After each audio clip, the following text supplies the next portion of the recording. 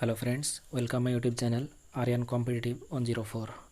Friends, आज हम लोग प्राचीन भारतीय इतिहास से संबंधित सिंधु घाटी सभ्यता के महत्वपूर्ण प्रश्नों को देखेंगे, जो कि हमारे अलग अलग कॉम्पिटिटिव एग्ज़ाम के लिए बहुत ही इम्पोर्टेंट है।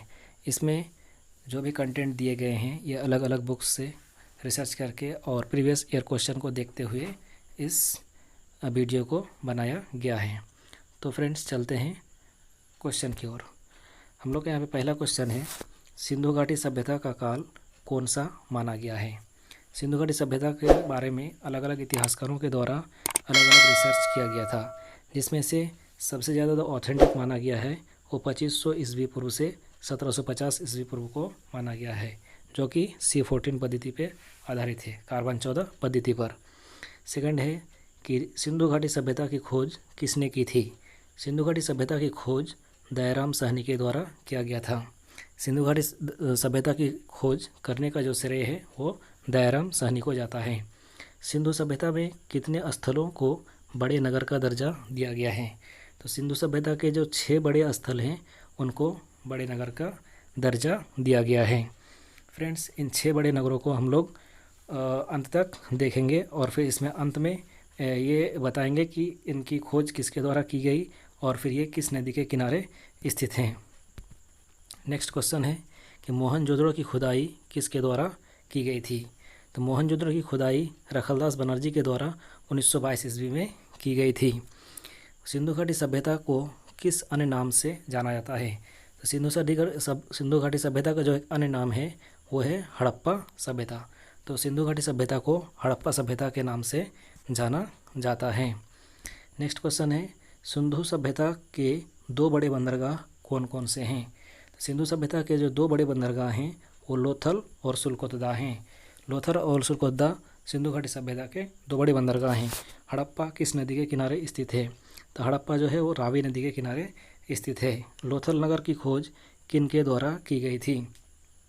तो लोथल नगर की खोज रंगनाथ राव के द्वारा की गई थी। यहाँ पे नेक्स्ट है कि आलमगीरपुर नगर किस नदी के किनारे स्थित है। तो आलमगीरपुर नगर हिंडन नदी के किनारे स्थित है। हड़प्पा के अवशेषों को सर्वप्रथम किसके द्वारा प्रकाशित किया गया था। तो यहाँ पे आप लोग देख सकते हैं कि हड़प्पा के अवशेषों को सबसे पहले अंग्रेज पदाधिकारी चार्ल्स मेसन के द्वारा ही प्रकाशित किया गया था। ये चार्ल्स मेसन के द्वारा ही हड़प्पा के अवशेषों को प्रकाशित किया गया था।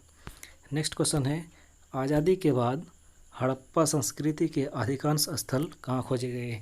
तो आज़ादी के बाद हड़प्पा संस्कृति के सबसे अधिक स्थल जो खोजे गए हैं वो गुजरात में खोजे गए हैं। नेक्स्ट है कि हड़प्पा तथा मोहनजोदड़ो को जुड़वां राजधानी किसने कहा था। हड़प्पा तथा मोहनजोदड़ो को जुड़वां राजधानी पिग्गट महोदय के द्वारा कहा गया है। मोहनजोदड़ो का शाब्दिक अर्थ क्या है। तो मोहनजोदड़ो का शाब्दिक अर्थ है वो मृतकों का टीला है। मृतकों का टीला मोहनजोदड़ो का शाब्दिक अर्थ है। नेक्स्ट क्वेश्चन है फ्रेंड्स, मोहनजोदड़ो का संपूर्ण क्षेत्र किस आकार का है। तो मोहनजोदड़ो का जो नगर का अगर क्षेत्र देखा जाए तो वो त्रिभुजाकार का है। तो मोहनजोदड़ो का संपूर्ण आकार त्रिभुजाकार क्षेत्र का है। सिंधु सभ्यता की प्रमुख फसलें क्या क्या थी। उस टाइम की जो प्रमुख फसलें थी वो गेहूँ और जौ थी। सिंधु सभ्यता में जो भी फसलें उगाई जाती थी उसमें प्रमुख फसल गेहूँ और जौ ही थे। नेक्स्ट क्वेश्चन है फ्रेंड्स, सिंधु सभ्यता में अग्निकुंड कहाँ से प्राप्त हुए हैं।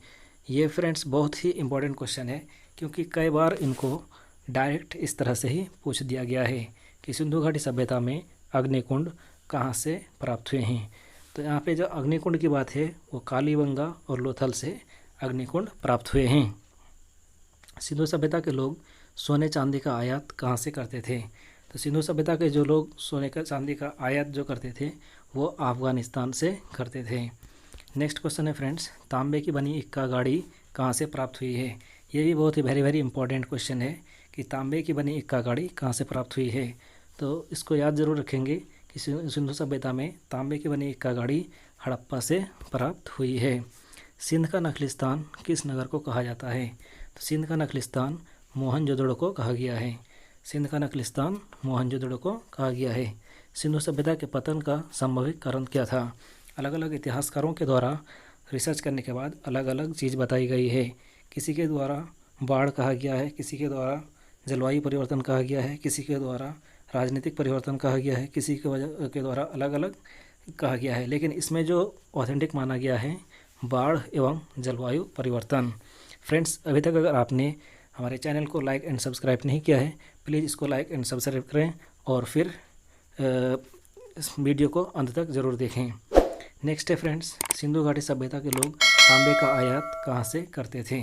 सिंधु घाटी की सभ्यता के लोग तांबे का आयात राजस्थान के खेतड़ी के खानों से करते थे। कालीबंगा की खुदाई किसके द्वारा की गई थी। कालीबंगा की खुदाई friends B Lal and B K Thapar के द्वारा की गई थी। तो इनके जो प्रमुख नगर हैं कुछ, तो इसको हम लोग देख लेते हैं। हड़प्पा जो है वो रावी नदी के किनारे स्थित है, जिसकी खुदाई या खोज दयाराम साहनी के द्वारा 1921 में की गई थी। सेकंड जो है मोहनजोदड़ो सिंधु नदी के किनारे स्थित है, जिसकी खुदाई रखलदास बनर्जी के द्वारा 1922 ईस्वी में की गई थी। नेक्स्ट नगर है चुनहदड़ो। चुनहदड़ो की खुदाई सिंधु नदी के किनारे NM मजुमदार के द्वारा की गई थी। इसका सीधा संबंध ये है कि चुनहदड़ो सिंधु नदी के किनारे अवस्थित है, जिसकी खुदाई NG मजुमदार के द्वारा की गई। लोथल जो है भोगवा नदी के किनारे स्थित है, जिसकी खुदाई रंगनाथ राव के द्वारा की गई थी। आलमगीरपुर जो कि हिंडन नदी के किनारे स्थित है, इसकी खुदाई एकदत्त शर्मा के द्वारा की गई थी। सुल्कोदोदा जो कि दास नदी के किनारे स्थित है, इसकी खुदाई आर्यल स्टाइन के द्वारा की गई थी। फ्रेंड्स, ये हैं कुछ महत्वपूर्ण नगर सिंधु घाटी सभ्यता के, जिनको आपको याद रखना बहुत ही ज़रूरी है। नेक्स्ट क्वेश्चन है फ्रेंड्स, सिंधु घाटी सभ्यता के लोग टीन का आयात कहाँ से करते थे। तो सिंधु घाटी सभ्यता के लोग टीन का आयात ईरान तथा अफ़गानिस्तान से करते थे। तो ओके फ्रेंड्स, आज का जो टॉपिक था सिंधु घाटी सभ्यता से जितने भी इम्पोर्टेंट क्वेश्चन बनने वाले थे वो हमने इस वीडियो में कवर करने की कोशिश की है। नेक्स्ट फ्रेंड्स, आप किस टॉपिक से वीडियो बनाना चाहते हैं आप ज़रूर कमेंट करें, उसके बाद फिर हम नेक्स्ट टॉपिक से वीडियो बनाने की कोशिश करेंगे।